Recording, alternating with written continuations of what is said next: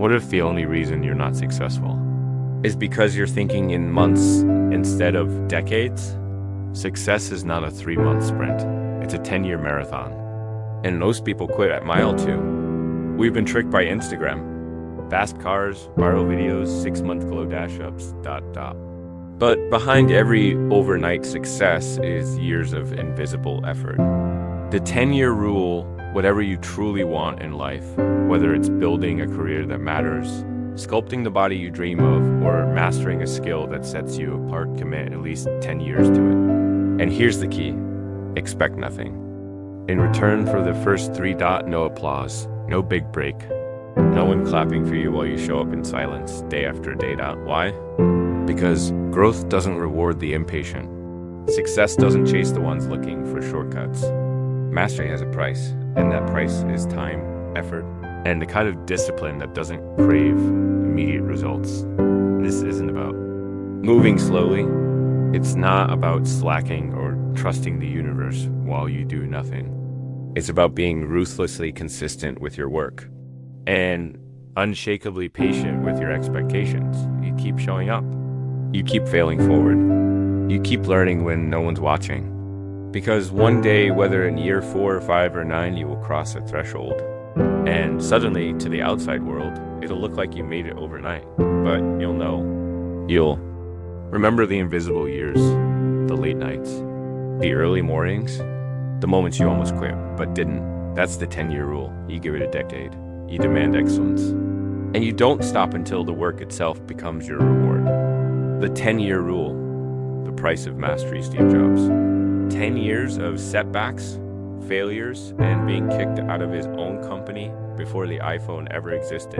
People forget the early days, the dead-end products, the ridicule. But Jobs didn't stop. He refined his vision in silence. And when he returned, he changed the world. Kobe Bryant. Before the fame, before the rings, before the world called him a legend, there were 10,000 plus hours in empty gyms, practicing the same shot, repeating the same drills. While everyone else partied, he obsessed. Because greatness isn't built on motivation, it's built on muscle memory and obsession. J.K. Rowling, she was broke, a single mother, living on welfare, and 12 publishers told her that Harry Potter wasn't good enough. 12 times they said no. But she kept writing, rewriting, and believing.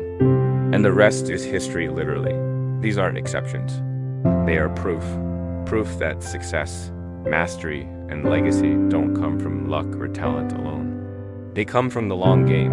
The 10-year rule says, whatever you want, career, body, art, legacy, commit 10 years to it. Give it everything. And for the first 3 years, expect nothing in return. No praise, no fame, no viral moments, just the grind, the quiet progress, the compounding effect of effort that no one claps for. This rule isn't about moving slowly. It's about being ruthless with your consistency and patient with your expectations. Everyone wants the glory. No one wants the invisible years, but that's where it happens. That's where you separate yourself. In the dark, in the silence, in the parts no one sees. So whether you're on day 1 or year 5, keep going. Stay locked in. The world may not reward you yet, but one day it will look back and call it destiny. You'll know it wasn't. It was discipline. The 10, you're not behind, you're just early. You feel behind. Behind in your career. Behind in your life. Behind in some invisible race you never actually signed up for. But here's the truth. You feel behind because you're comparing. Your year 1 to someone else's year 10. You're looking at their polished results, their success, their momentum, without seeing the years of struggle, silence, and self-doubt it took to get there. You're measuring your beginning against someone's highlight reel, and that's not fair. Not to them, definitely not to you, let's be clear. Comparison is the thief of joy, but more than that, comparison is the thief of focus. Because the moment you start looking sideways, you stop looking forward. And your energy, the very thing you need to build your dream, starts leaking into doubt, distraction, and discouragement. You scroll and scroll. You see people your age or younger doing better, going viral, getting promoted, building empires, living the life you want. And it makes you wonder, what's wrong with me? But here's the thing, you're not late. You're not broken. You're not too far behind.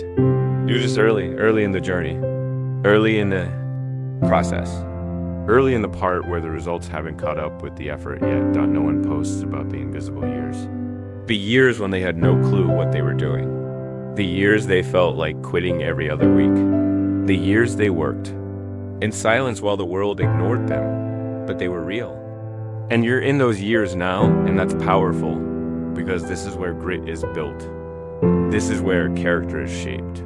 This is where you decide if this dream is just a wish or something you're truly willing to bleed for Dot. So don't waste the season trying to sprint through it. Don't rush to catch up to someone who's just ahead of you on the same road. Because you don't need to be better than anyone else. You just need to be better than who you were yesterday. You don't need viral moments. You need momentum, and that comes from showing up, even when it's hard, even when no one notices. Even when you feel like the slowest one in the room, let them run their race. You run yours, and trust me, your time will come, but only if you stay locked in, only if you protect your focus, only if you trade comparison for consistency. So next time you feel behind, remember this, you're not behind. You're just building something real, and real things take time. Long-term thinkers win, period. In a world addicted to speed, instant results, and viral moments, long-term thinkers win.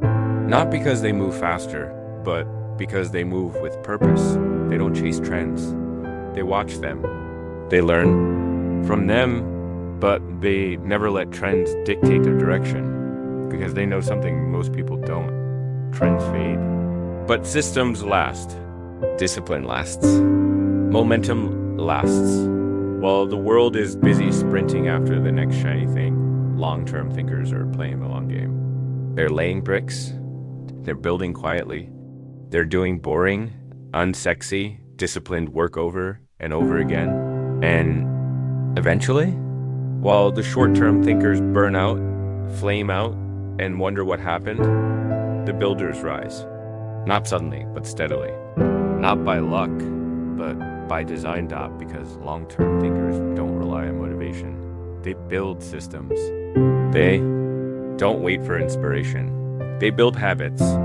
They don't obsess over dopamine. They build momentum. They know that greatness isn't a moment. It's a pattern. And that pattern is made up of thousands of quiet choices made when nobody's clapping. Short-term thinkers crave dopamine hits. They want the post to go viral. They want overnight success. They want rewards now, even if it costs them everything later. But the world doesn't need more dopamine addicts. It needs builders.